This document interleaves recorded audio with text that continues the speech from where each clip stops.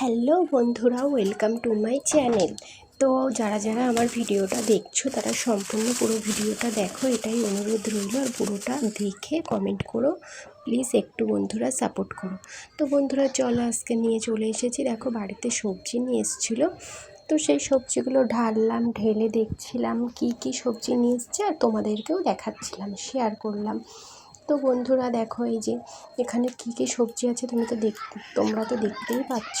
তো বন্ধুরা দেখো, যাই হোক আমি তো ঘেমে একদম পুরো স্নান করে গেছি। তো বন্ধুরা এই যে প্রথমেই দেখাচ্ছি, এখানে লম্বা লম্বা যে সাদা সাদা ডাঁটা হয় সেই ডাঁটা আর কুমড়ো, তার সাথে আছে পটল, ঝিঙে, বেগুন, তারপরে আছে আর খুব সুন্দর তাজা তাজা লেবু, পাতি লেবু। এখন গরমে একটু লেবু দিয়ে ডাল দিয়ে ভাত না খেলে না বন্ধুরা শরীরটা ঠান্ডা থাকবে না। তা যাই হোক বন্ধুরা দেখো, আমি সারা দিন কিভাবে কি কাজ করি সেটাই তোমাদের সাথে ভাবলাম শেয়ার করি। তো বন্ধুরা আমার ভিডিও যারা যারা দেখো কেমন লাগে অবশ্যই কমেন্ট করো। তো ভাবলাম আমার বন্ধুদের সাথে একটু ঘরোয়া কাজ কিছু শেয়ার করা যাক। তো বন্ধুরা বলো, তোমাদের ওখানে গরম কেমন পড়েছে? গরমে তো সত্যি খুবই কষ্ট হচ্ছে বন্ধুরা। তো দেখো আমি দেখাচ্ছিলাম পটলগুলো, কি বড় বড় পটলগুলো, তেল পটল খেতে খুব সুন্দর লাগবে, বা পটলের দোরমা, বেগুন, যাই হোক। আর লেবুগুলো খুবই ভালো ছিল, সুন্দর ছিল।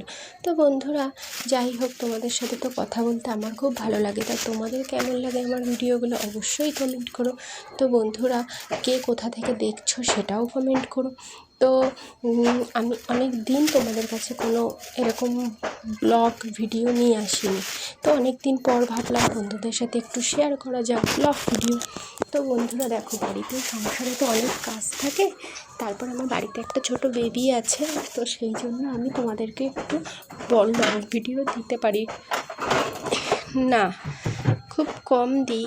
তো যাই হোক, এবার ভাবলাম ফ্রিজে রেখে দিই সবজিগুলো, না হলে এই গরমে সবজিগুলো বাইরে থাকলে সবজিগুলো সব নষ্ট হয়ে যাবে বন্ধুরা। তারপর দেখো যে আমি ফ্রিজটা একটু কাপড় দিয়ে মুছে নিচ্ছি, কারণ ফ্রিজের ভেতরে একটু জল পড়ে গেছিলো সেই জন্য। তো বন্ধুরা দেখো, আমাদের টিনের শেড তো খুবই গরম লাগছে। যে ছাদের ঘর হলে একরকম হতো, কিন্তু টিনের শেডে যে এত পরিমাণে গরম হচ্ছে ঘর, তোমাদের কি বলবো আর বন্ধুরা। কিন্তু কিছু তো করার নেই, যেটা আছে সেটা নিয়েই খুশি থাকতে হবে, আর হাসি খুশিও থাকতে হবে। তো বন্ধুরা দেখো, আমি এক ঝুড়ি আম নিয়ে চলে আসলাম তোমাদেরকে দেখানোর জন্য।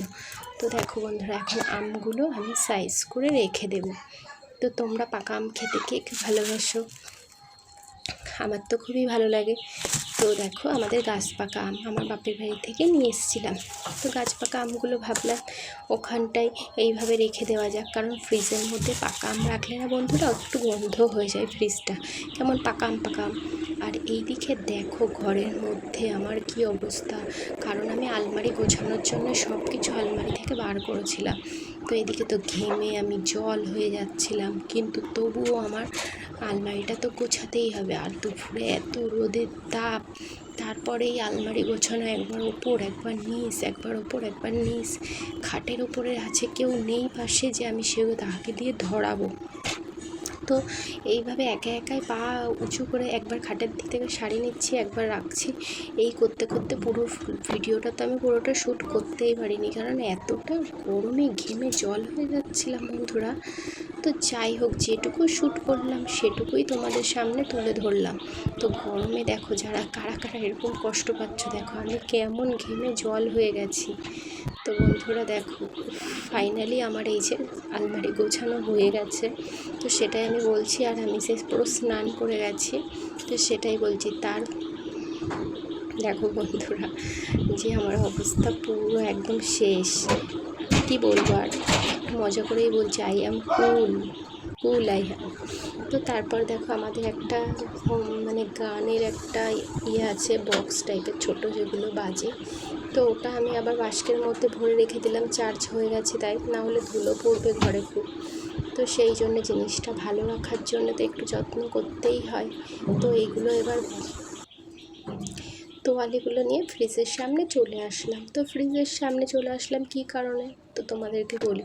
ফ্রিজের মধ্যে না আমি ট্রেগুলোর ওপরে আমি না সবসময় ওই তোয়ালিগুলো দিয়ে রাখি, কারণ যখনই একটু ফ্রিজে কোনো তরকারি বা কিছু রাখি যদি পড়ে যায় না, তো আমার একটু বেশিই খারাপ লাগে। তো সাদা জিনিসটা ফ্রিজের ভেতরে তো পুরোটা সাদাই থাকে, খুব সুন্দর লাগে, কিন্তু একটু তরকারি পড়লে হলুদ হলুদ দাগ হয়ে যাবে, আমাকে আবার সে জোরে জোরে ঘষতে হবে, ফ্রিজটাও ঘষাঘষিতে বাজে দাগ হয়ে যাবে। সেই জন্য আমি সবসময় কাপড়টা দিয়ে রাখি। যদি পরে কাপড়ের উপরে, তাহলে আমি কাপড়টা কাচা ধোয়া করে নিই, তারপর আবার পেতে দিই। তো এদিকে দেখো আমি জল ভরছি, তো আমাদের এই যে ট্যাপে জল ভরছি, দেখো কেমন করে জলটা ভরছি আমি। কারণ বন্ধুরা, এইভাবে ট্যাপে হেঁচকে হেঁচকে জল ভরতে অনেকেই আমাকে বলে, বাড়িতে যারা আসে, যে এইভাবে জল ভরতে বেশি কষ্ট হয়, এতবার পাম্পস করতে হয়, কিন্তু আমার মনে হয় কষ্ট হয়। তো তার মধ্যে এখন যে চিকেন রান্না করছিলাম, এতটা কাজের পরে আবার আমি চিকেন রান্না দুপুরবেলা তো রান্না না করলে খাওয়া হবে না, কারণ খেতে তো হবে। আর ভাবলাম চিকেনের সাথে তাহলে একটু আমের চাটনি করা যায়, কারণ মাংসটা খাওয়ার পরে না একটু মনে হয় যে একটু টক টক কিছু হলে ভালো হতো খাওয়ার শেষে। তো এই গরমে আমের চাটনি তো খুবই ভালো লাগে খেতে, আরও যদি একটু পাঁপড় হয় তার সাথে, তো পাঁপড় দিয়ে চাটনি খেতে আমার বেশি ভালো লাগে, কিন্তু প্রতিদিন তো পাঁপড় খাওয়া যায় না, তাই জন্য। তারপরে দেখো ফাইনালি আমি রেডি হয়ে গেছি, আবার বিকালে ব্লগ, আবার বিকেলে রিলস বানানোর জন্য। তো বন্ধুরা দেখো আমাকে এই টপটা পরে আর এটা করে কেমন লাগছে।